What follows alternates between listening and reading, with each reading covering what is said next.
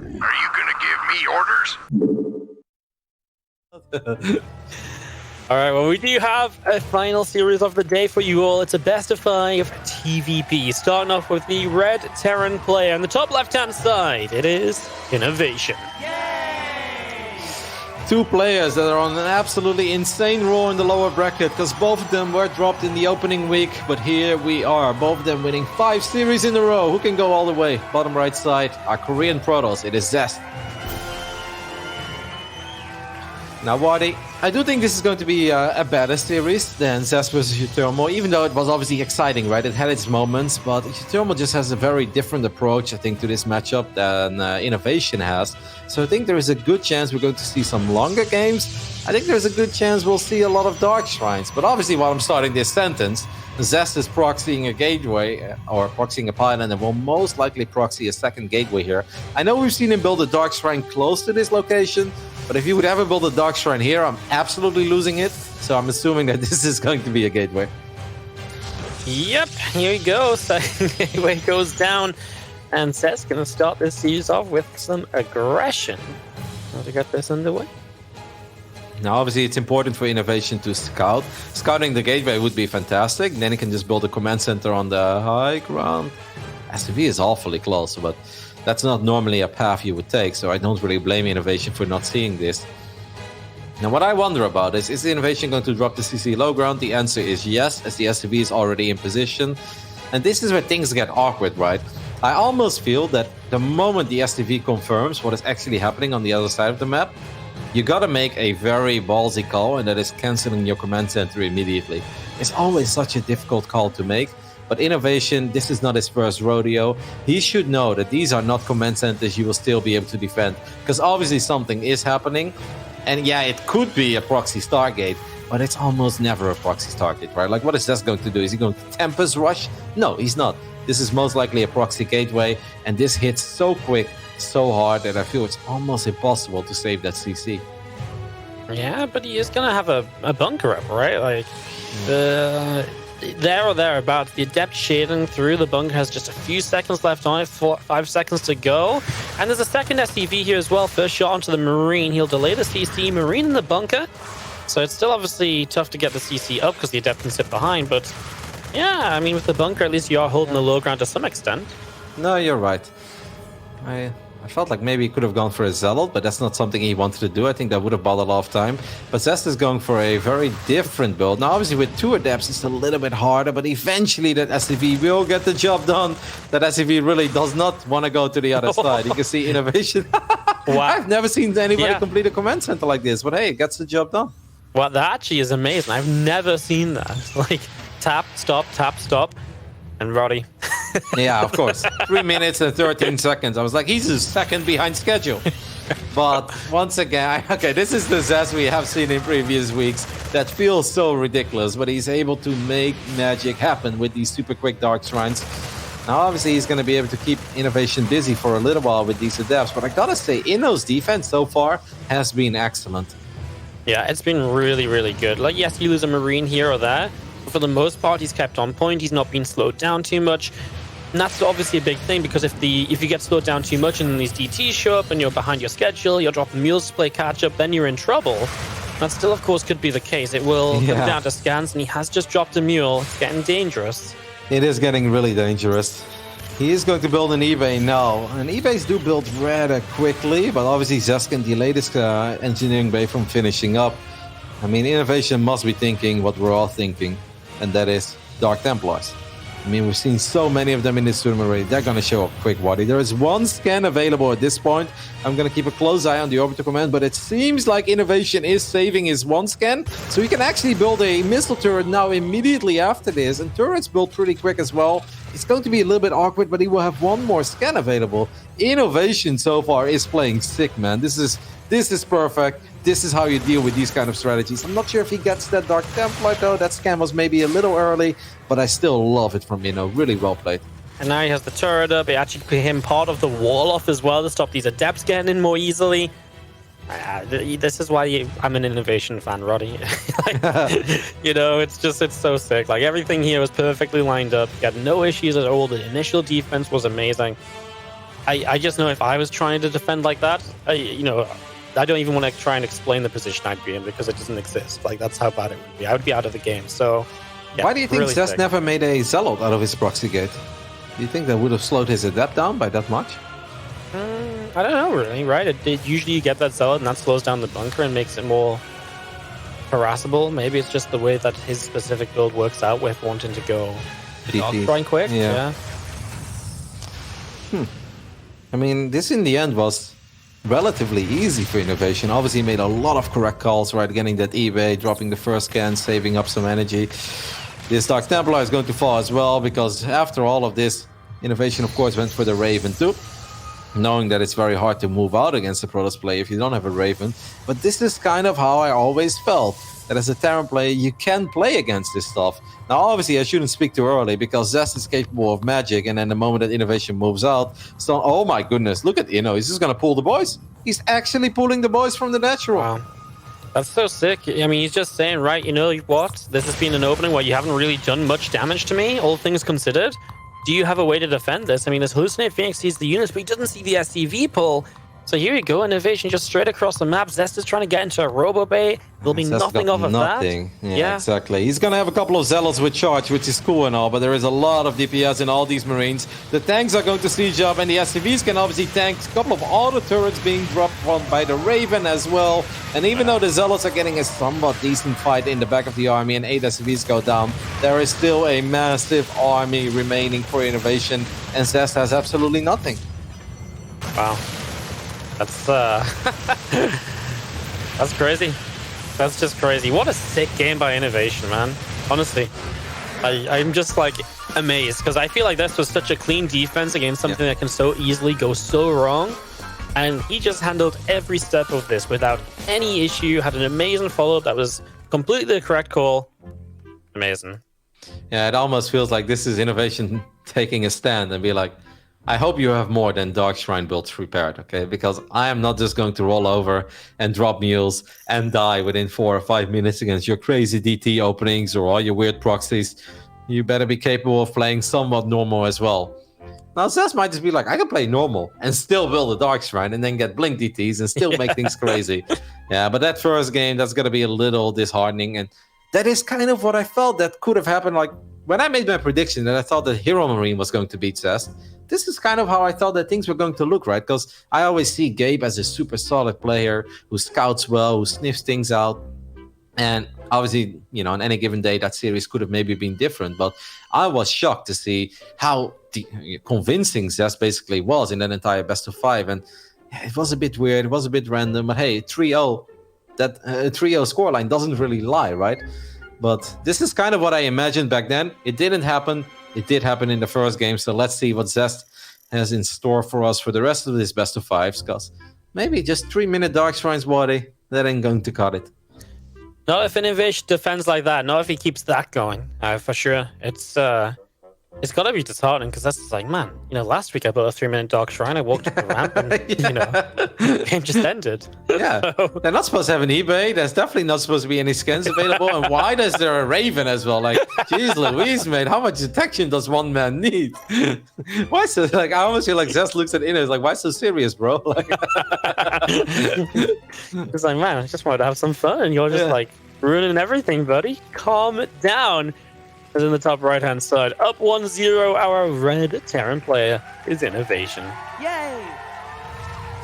of course, in the bottom left side, the man who's representing Raise Your Edge. It is Zest.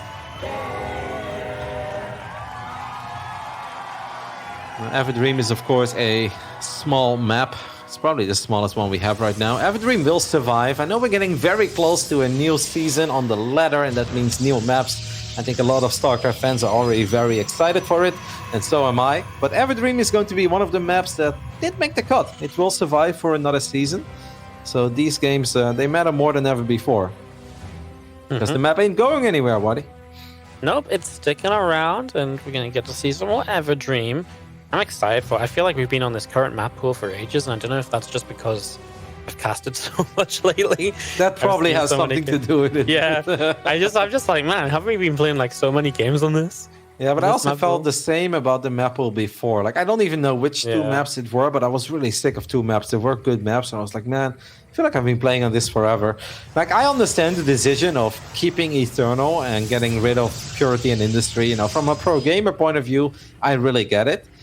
But, you know, as a memer on the ladder, I kind of like Purity. I don't know, like Yeah. rich Vespian gases, gold bases, islands, you know, I feel like I could really channel my inner baboon and just let it go. But it's a little harder on Eternal Empire. People are always very serious on Eternal. Yeah, they just sat there like chilling, defending, having a good time, taking 4 or 5 bases, 20 minutes into game. Ugh. No, but obviously, like when you think about it from a caster point of view, you're like, maybe this is a good thing, right? Because Yeah. the pro gamers were probably never really going to practice purity and industry as much as they would practice some of the other maps. So Eternal Empire does definitely deliver a much higher quality of games in general as an observer. Yeah, absolutely. And it's, in terms of like getting really good games, I mean, Eternal is one of those maps, right, where you just know when you load in, it's like, well, I better settle down because this has a good chance of going to 20 minutes or more.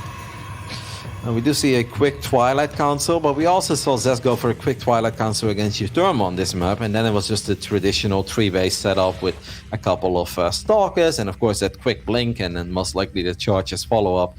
And that was, of course, an unfortunate game for Zest. That's the one where he ended up losing. Oh my goodness, I didn't make an official prediction for this one. Oh, no. Yeah, it's a bit lame to make a prediction right now, but I promise with my entire hand on my heart, Waddy, that I would have predicted INnoVation to take this series. Not because he won the first game, it's just because who predicts against INnoVation? I mean, you also predicted against Zest in pretty much every series. so Yes, far, I know. So I'm just like sticking to the course, Yeah, okay? it's I not actually predicted that Inno crazy. to win everything so far and Zest to lose everything, so I don't think that that this is too unbelievable.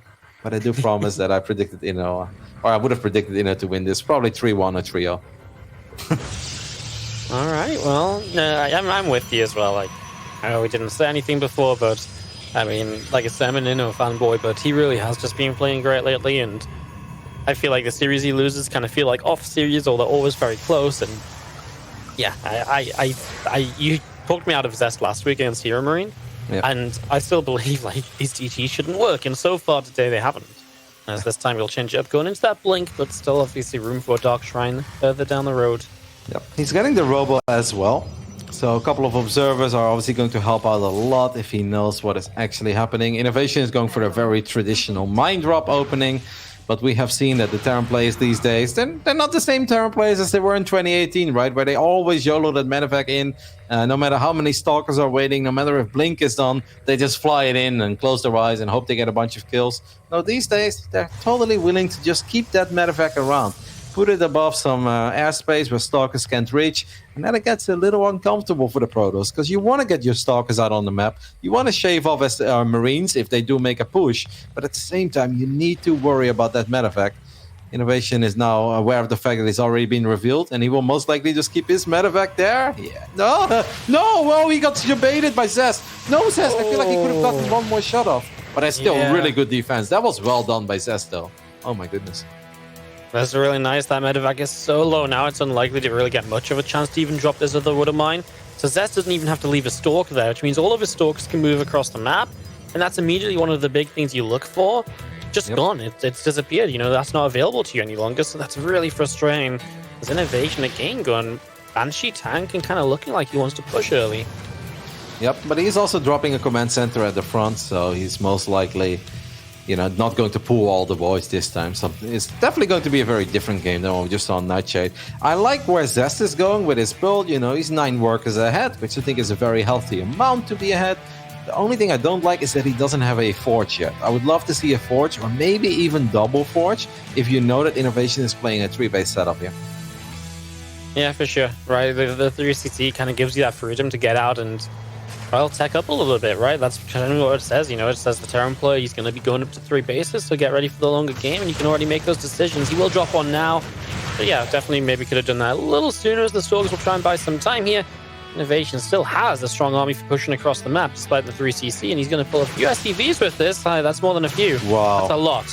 okay, he's going up to 3 bases, but then he's also still pooling all the SCVs. I said it was going to be different. Maybe it's not going to be all that different, but this time 6 gates are already done. Charge is already done. Zest has way more units than he had before. I do love INnoVation sieging up there, and he should be able to get a couple of good shots off on these Stalkers. But with Charge already finishing up, a Guardian Shield will be available. There are 2 Immortals in the mix. I think that Zest actually has the right amount of units to stop this, but he does need to take a good fight.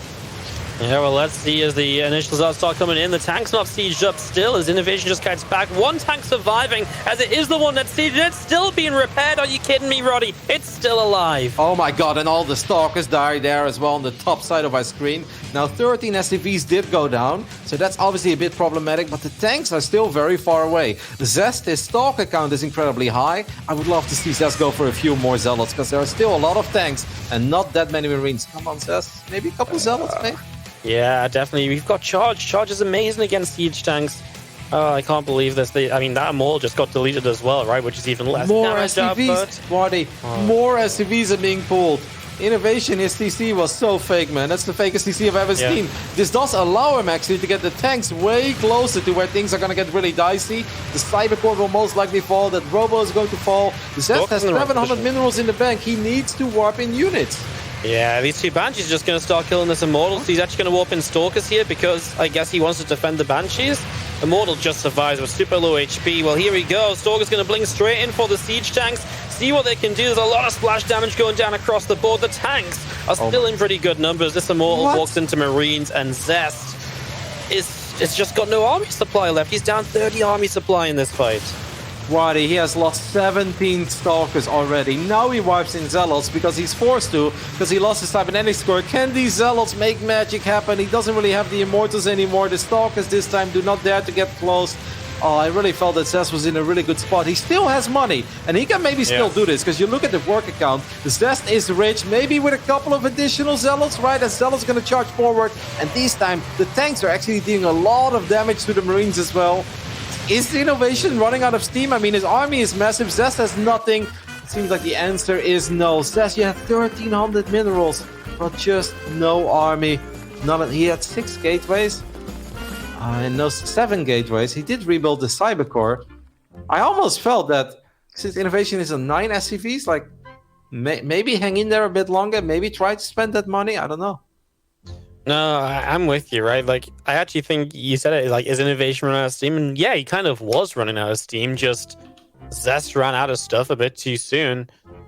Yeah, I mean, maybe you don't even need to take a fight and save the natural. Maybe you could have bought more time and just warped in more Zealots off the economy that he does have on the main and the third, and then maybe that does overwhelm, because he was so close to overwhelm. And if he just has, like, an extra warp in before a fight, INnoVation's reinforcing, like, a tank and 2 or 3 Marines every 45 seconds. So, yeah, I'm a bit shocked to see him leave there. I just rewinded the game, so I took another look at the situation. Obviously, it's really bad, because he has 3 army supply against 30. But there are no medevacs there. There is no stim there. His +1, like, literally finished up now. I don't think that's that important. But he still has 7 gateways. Like, if his gateways were unpowered, I would understand it, right? Be like, yeah, okay, then doesn't matter how much money you have. But I actually think that even if you lose your natural there, INnoVation is not just committed. No, he's all in. He's got 9 SCVs. Like, that's it. It felt that maybe if Zest would warp in a couple Zealots on the top and then a couple Zealots in his main base. Sure, the Banshees are annoying, but he did rebuild the cybernetic score as well, so he would be able to warp in a couple of Stalkers. With 7 gateways, a couple of Chronobus still available, I would have loved to see him try, especially with 1,300 minerals in the bank. Someone out there, Roddy, is telling you that INnoVation had 3 CCs and mules are very good, so... Well, that's true. That is true, but this is the lower bracket final, right? Yeah.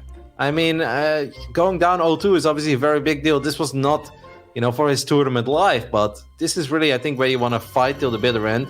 And I do understand how dire it looks. If you have 3 army supply, you're probably like, well... Yeah, and I can see the cooldown on his gateway, so maybe he just warped in everything and he had to wait for too long. But 7 gateways still makes me feel like you want to try to get a few more Zealots out, especially because those fights can get very weird with tanks killing Marines on top of killing your Zealots. If your Zealots get on top of the tanks, then maybe other tanks can do some friendly fire to the tanks as well. Man, that's very unfortunate for Zest. I was also shocked, like that. There's so many things happened, right? But that previous fight, it really felt that all he was missing were like 6 zealots. If he would have 6 zealots flanking those slow marines without stim and those tanks, it would have been amazing. But he went super stalker heavy, and of course the focus fire with the tanks by this man was amazing. Spawning in the top right side of Eternal Empire, it is INnoVation. In the bottom left, it's time to prove he can be the best. It is Zest! And he's obviously down 0-2. Tournament life on the line. Looking to try and make it to the top 3 of the TSL 5 here, of course, because tomorrow there is just the lower bracket, grand final, and the grand final. So just because we've had so many lower bracket finals at this point, I felt like we needed to just, distinguish between them. So yeah, that's coming up tomorrow. So your top 3, if you advance through today, obviously get into the super high prize money at this point for everybody that's still left in. And it's, tensions are rising right now for Zest. He's going to be on edge. Oh, man. That's a game that's got a sting, right? Because I think that Zest's initial defense was actually really good. I think his read on the game was good. His movement with the stalkers in the center of the map was good. He was buying some time. It felt that was the kind of game that Zest is supposed to win. This wasn't an unfortunate start. He didn't miss something. Like, he actually had a fantastic play by hiding the stalkers. INnoVation turned around with his medevac, wanted to go for it. Lost the Widowmine, took an insane amount of damage on the other medevac. It really felt that all the pieces were in the right place for Zest to pull off a successful defense. And then he wasn't, and those perhaps sting the worst. Definitely not great, as you do have the Marine of INnoVation moving along this top side. So INnoVation skips the Reaper. Says it's not worth investing to try and get across the map for information here. Doesn't even send an SCV across early. So yeah, playing a little bit greedy, but hey, he's got room to work with being greedy, right? 2-0 up. Why not? Yep, those are the moments where you can be like, no scout, what's it gonna do? It's only Zest. Like, what is he going to proxy? A Dark Shrine? I'm gonna be ready for that anyway. But these are the things, though. You make a very valid point, right? Because in the first game, you're starting off a series, you want to have a good start, you don't want to have an unfortunate game 1. So we see INnoVation as TV scout, and he's like, hey, Zest didn't expand. Let me build a bunker immediately. And he struggled a little bit with getting the command center up, but honestly, not that much. He pulled it off way better than I ever thought he would. And now he's up 2-0, and he's like, okay, we're up 2-0. Who needs to SCV scout? Even if he somehow does a crazy build and he catches me off guard, I'm still up in the series. And if he doesn't, well, then I have a fantastic start because my opening is greedy and I'm getting away with it.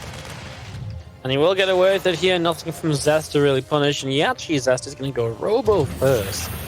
So not going to go open with the Blink. And I find that, especially on Eternal Empire, where you have that space along the edge to maybe utilize the Blink Stalkers, I find that interesting. That Zest is just going to go Robo, which is typically just a bit slow to get going. It's very much so safe. I think it's his Warp Prism. Yeah, Warp Prism. Observer first. But I think the idea is to basically do the same thing as Blink Stalkers would, but then maybe not go Blink Stalkers and just go Prism. But while I say that, he's taking another gas, so could just be a Robo Bay opening, and then everything you said is spot on. Look at, he's getting the Raven. Zest is definitely playing into his image right now. And there's the Robo Bay. So you're right, he is going for a slower strategy. I do like it. The Raven was really good against a Robo Bay because you get a 2 interference matrix up and you can shut down the Colossi. Mm-hmm. And well, then the first push of the Terran player is absolutely terrifying because you're basically everything you invested into is taken out of the fight. So something to be careful of in the future. Yep, and another valid point is that it's very hard for Zest's opening to pick off the Raven, right? Like, how are you going to snipe it? With Stalkers, without Blink? Well, that's almost never going to happen. And then to make things, you don't have Phoenix, of course, either to potentially snipe it. Feedback is never going to be available. The Observer is going to fly straight into the Marines and the Raven. And that means that this Raven is now already a decent investment. Now, that push that you're talking about with the interference matrix, I can already see it unfold right in front of my eyes. And that's a very tough one to deal with indeed as a Protoss. Alright, well, let's see a couple Stalkers out over to the right. Stim pack, combat shields +1 all continuing as well. Yeah, we would just wait for this big timing of INnoVation, right? That's his plan right now. once the bio upgrades are done, he got on the map a bit, he makes some use of that Raven. He's actually got the Raven to the left side, so that can absolutely deal some damage beforehand as well, and maybe get a few probes and slow Zest down, which is always nice to do. Moving into the natural. I mean, these kind of moments are always so nice if you're Inno, right? Like, it's not about the amount of probes you kill here. Getting 1 or 2 probe kills is awesome, but seeing both mineral lines just not mining at all, even if it's just 7 or 8 seconds, in this phase in the game, that is so big. This is where production is supposed to grow. This is where armies are supposed to grow a lot quicker, and you want to really get things going as a snowball. And instead, that snowball just kind of comes to a halt. If you take a look at the income graph, you can see how much of an impact this has as well. Even if it's just a split second, it really is a very big deal. Yep, and it's again, it's ahead of the bio upgrades finishing and innovation coming across the map. I was about to say, I look at this as innovation. I'm like, man, your main and natural mineral lines are just undefended.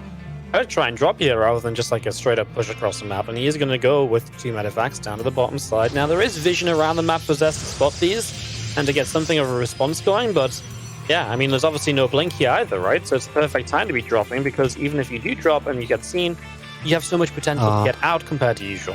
Yep, and you have so much potential to hop between the third base and the main as well, right? That is, I think, the one thing that Protoss players really struggle with. If you don't have Blink or you don't have Phoenix or something crazy like a Void Ray, once medevacs start unloading in the main base, you have to go all the way back to the main, then suddenly your third base is really exposed, and here we go, Wadi. This is the Terran party of innovation starting already. Zest is going to be forced to recall. The recall is awful, because he could just load up and go back to the third. You know what? Doesn't need to. Just kills the Colossus. He lost a Marine, Roddy. He lost 1 Marine. Yeah. Where do you want to go? Innovation's like, actually, there's a lot of good targets to go for here. Finally, from the natural will come in. I mean, you can't lose these medevacs with everything, and he did such a good job to keep stuff alive so far. Okay, he's going to pull back away. He'll keep them alive, and he's now got to push outside the front of the third base. Yep.